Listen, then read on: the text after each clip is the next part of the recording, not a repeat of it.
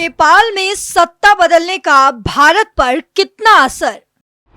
नेपाल में बनी गठबंधन की सरकार, प्रचंड को प्रधानमंत्री पद से हटाना पड़ा। देउबा संभालेंगे 21 महीने बाद प्रधानमंत्री का पद। ओली को माना जाता है चीन का समर्थक। ओली का वापस आना भारत पर डालेगा कैसा असर? नेपाल में दो पूर्व प्रधानमंत्रियों की पार्टियों ने मिलकर सरकार बनाई है।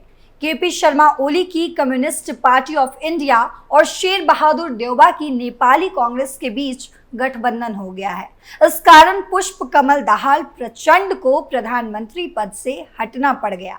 ओली और देउबा की पार्टियों के बीच गठबंधन से पहले एक राजनीतिक समझौता भी हुआ था। समझौते के तहत अब बाकी के बचे कार्यकाल में दोनों ही बारी बारी से प्रधानमंत्री पद संभालेंगे। शुरुआत में केपी शर्मा ओली प्रधानमंत्री बनेंगे, उनके 21 महीने बाद देउबा प्रधानमंत्री का पद संभालेंगे। ओली के बेमेल गठबंधन में क्या चल पाएगा चीन का खेल? इस रिपोर्ट में आप जानेंगे नेपाल में सत्ता बदलने का भारत पर हो सकता है कितना असर। नमस्कार, आप देख रहे हैं कैपिटल टीवी का स्पेशल शो और मैं हूं आपके साथ पल्लवी सिंह। इस शो में मैं आपको बताऊंगी कि आखिर नेपाल में जो बदलाव हुआ है उसका भारत पर कितना असर पड़ने वाला है। दरअसल 13 जुलाई को नेपाल की संसद में विश्वास मत पर वोटिंग हुई थी। 275 सीटों वाली संसद में प्रचंड के समर्थन में सिर्फ 63 तो वहीं विरोध में 194 वोट पड़े थे। प्रचंड के विश्वास मत हारने के बाद अब ओली और देउबा की गठबंधन सरकार बन चुकी है। हालांकि इस गठबंधन को बेमेल लगातार कहा जा रहा है, वो इसलिए क्योंकि दोनों ही विचारधारा काफी अलग अलग हैं। बहरहाल केपी शर्मा ओली प्रधानमंत्री पद की शपथ ले चुके हैं और अब उन्हें 30 दिन के भीतर भीतर संसद में विश्वास मत हासिल करना होगा। प्रचंड का जाना और ओली का वापस आना, इसका भारत पर पड़ेगा कैसा असर? पुष्प कमल दाहाल प्रचंड का जाना और केपी शर्मा ओली का आना भारत के लिए थोड़ी चिंता जरूर बढ़ाएगा, क्योंकि ओली को चीन का समर्थक माना जाता है जबकि प्रचंड भारत समर्थक नेता हैं। ओली जब पिछली बार प्रधानमंत्री थे तब 2017 में नेपाल ने चीन के बेल्ट एंड रोड इनिशिएटिव यानी कि BRI में शामिल होने के लिए तैयार हुआ था। हालांकि अभी इस समझौते पर हस्ताक्षर होने बाकी है। हाल ही में जब चीन के उप विदेश मंत्री सुन वीडोंग नेपाल के दौरे पर गए थे तब प्रचंड की सरकार ने समझौते पर हस्ताक्षर करने से मना कर दिया था। हालांकि यहाँ भारत के लिए एक अच्छी बात ये भी है कि इस बार देउबा की नेपाली कांग्रेस के समर्थन से ओली प्रधानमंत्री बने हैं। देउबा को भारत समर्थक माना जाता है। ओली जहां चीन के साथ मिलकर BRI प्रोजेक्ट पर काम करना चाहते हैं, तो वहीं देउबा का मानना है कि BRI प्रोजेक्ट के लिए नेपाल को चीन से सिर्फ ग्रांट्स लेने चाहिए, ना कि कर्ज।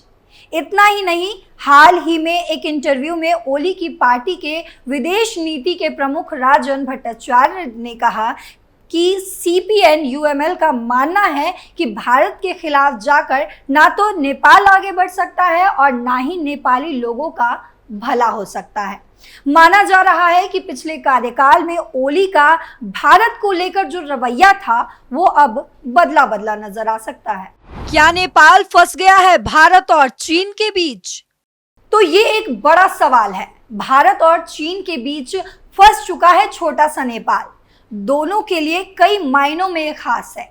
सीमा विवाद होने के चलते भारत और चीन दोनों ही नेपाल को अपने साथ रखना चाहते हैं। हालांकि बीते कुछ सालों में नेपाल की नजदीकियां चीन से खासी बढ़ी हैं। 2016 में CPN-UML की सरकार बनी थी, तब प्रधानमंत्री केपी शर्मा ओली एक हफ्ते के लिए चीन दौरे पर गए थे।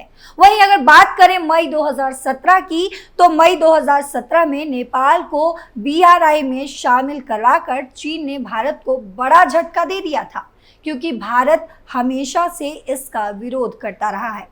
चीन ने हालिया सालों में नेपाल की कम्युनिस्ट पार्टी के साथ बेहतर तालमेल बना लिया है। ओली के पिछले कार्यकाल में नेपाल की राजनीति में चीन की राजदूत हाओ याकी का दखल ज्यादा बढ़ चुका था। तब कहा जाता था कि नेपाल के राजनीतिक फैसलों में हाओ याकी की अहम भूमिका है। हालांकि नई सरकार में चीन का बहुत ज्यादा दखल दिखना मुमकिन नहीं लगता है। वो इसलिए क्योंकि इस बार सरकार में शेर बहादुर देउबा की पार्टी भी शामिल है। देउबा भारत के समर्थक माने जाते हैं। इतना ही नहीं, जहां चीन नेपाल को अपने कर्ज के जाल में फंसाने की कोशिश कर रहा है, वहीं नेपाल अब उसकी ये तरकीब समझ चुका है। फिलहाल इस खास रिपोर्ट में इतना ही। देश और दुनिया की तमाम खबरों के लिए देखते रहें कैपिटल टीवी। नमस्कार।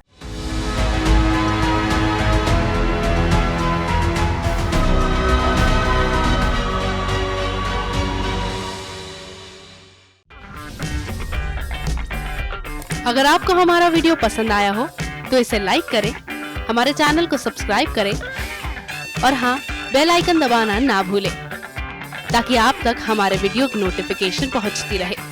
आप अपना सुझाव हमें कमेंट बॉक्स में दे सकते हैं। हमारे साथ जुड़ने के लिए शुक्रिया।